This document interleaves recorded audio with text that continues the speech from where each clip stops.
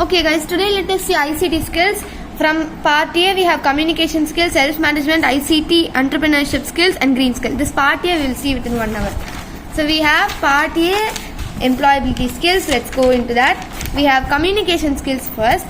So communication is a process by which two or more people exchange ideas, facts and feelings. Okay.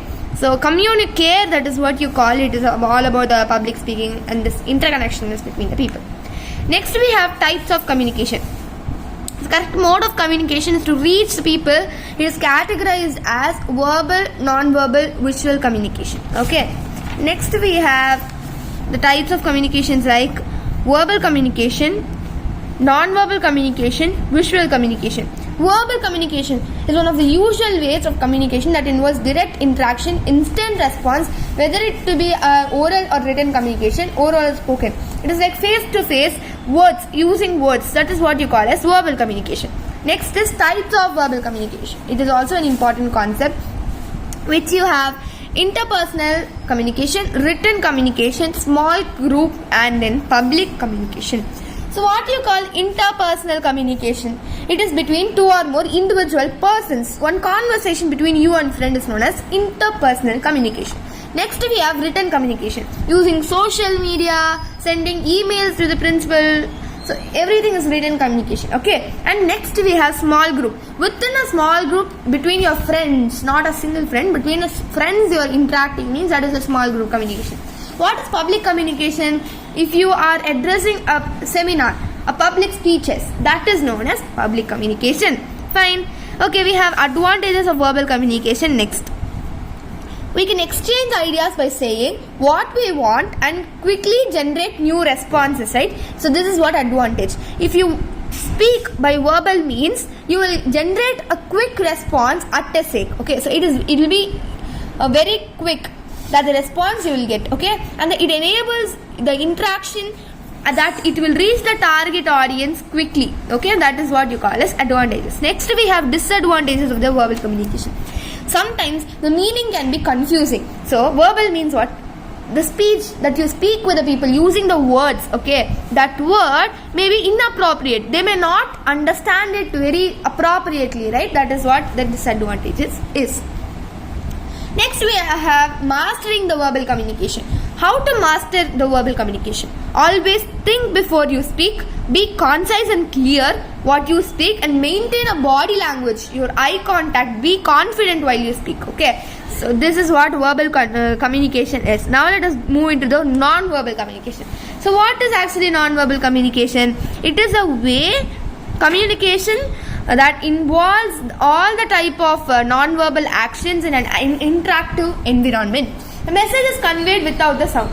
That is, with the use of the symbols, gestures, eye contact and your facial expression and also your body language.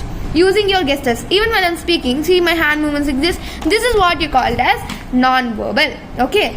So, the types of non-verbal communication are facial expression, your posture, whether you are sitting erect or not, like that, and you have gestures like shaking your hands, raising hands, everything, and your paralanguage, which includes your tone and your volume, OE sound, O, like that, right?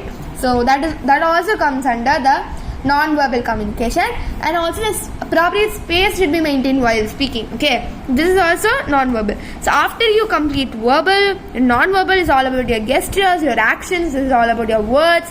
Now let us move into a visual communication. This type of communication comes under imagery form. That is, visual communication is a way of communication in which the message is conveyed by the imagery form, and it can be through the pictography, films and many more, like traffic signals, signboards, everything come under visual communication. Okay, now let us go into the communication cycle. So for this, instead of reading the whole paragraph, I would give you a tip. Always try to memorize the flow chart. It will make the concept understand easily, quickly. Okay, so like communication cycle is all about when a sender tends to send a message, that is communicate to the receiver instantly realizes the concept, the core of the message, and tries to respond back, and that is what you call as feedback. Okay, so here you have the medium of communication, right? The sender is the person who sends the message. Communication is a process in which two or more people interact with each other so that they can share their information, feelings, their ideas, emotions, everything. The receiver is the person who receives the message, and feedback is a quick response generated by the receiver to the sender as a response to the message sent by the sender. And this process is known as communication cycle. Encoding means the manual language will be changed into a computer language. Decoding means the computer language will be understood into a manual language. That is what is known as decoding. It will take about 0 to 1 seconds. Okay, so it will convert the encoded information in an understandable form is called as decoding. The things which you can't understand can be changed into the form which is very much understandable, that you call as decoding. Next we have feedback. Okay, so like when you are wearing a new dress and ask your mother, how am I looking in this dress? She will respond, if it looks good, she will respond, yeah, you're good. But if it is not, she may give you some other negative feedback and also suggest you to do something else, right? So this is what you call as feedback. You can call feedback as a backbone of the entire process of communication.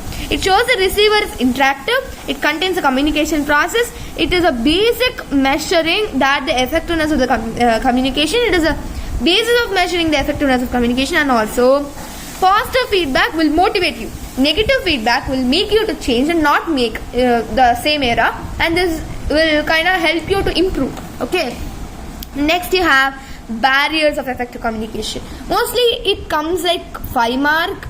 Okay, so you can read it like a 5 mark question.